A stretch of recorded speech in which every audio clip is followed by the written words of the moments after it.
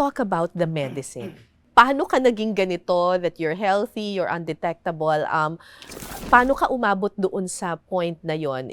Dahil ba doon sa medicines that you're taking? Sa umpisa po is yung medication is tatlo. Kasi una po is yung parang anti-TB, anti-pneumonia, tapos meron pa pong antibiotics.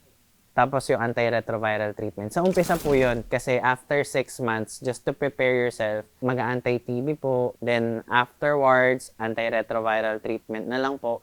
So yung antiretroviral treatment po namin is yung trabaho niya po is to protect the CD4 cells ng katawan. Yun po yung fighting cells po natin para hindi siya pasukan ni virus ng HIV. After a year, kung nagtitake ng antiretroviral medication, it turns out na undetectable na po ako. At anong ibig sabihin ng undetectable? Undetectable po is a stage for persons living with HIV life na yung virus count nila during the laboratories is less than 40 copies or minsan hindi na nakikita sa laboratories. At kapag undetectable ka, anong ibig sabihin nun?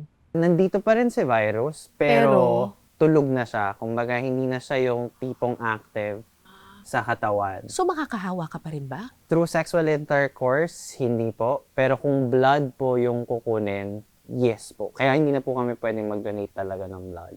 So hindi na makakahawa? Opo, pag sexual intercourse po. So once a person is already undetectable, they can gain a baby that is non-reactive in the future. Wow. Kunwari po mag-decide po ako na magkaroon ng anak, yung Hindi baby, mo maipapasa yung HIV sa partner mo? ko at saka sa bata.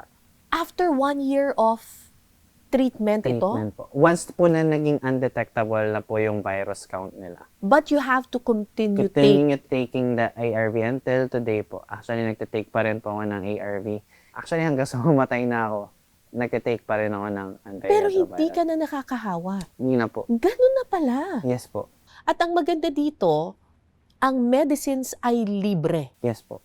Maswerte ang Pilipinas kasi libre po yung antiretroviral treatment. Not like the other countries that has payment, binabayaran po nila. Tapos on top of yung antiretroviral therapy, meron pang gamot ngayon yung PrEP, yung pre-exposure prophylaxis. Yung pre-exposure prophylaxis po is given to people who are non-reactive. So, Ibig sabihin negative. semi-negative po sila. Oo.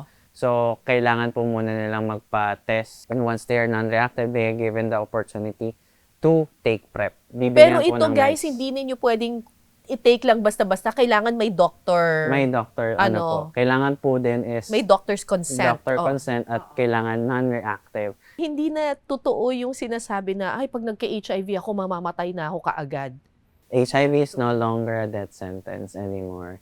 Siguro kung 1980s, kung saan nagsisimula, yun siguro. Pero those people who died in 1980s paved the way for us to live.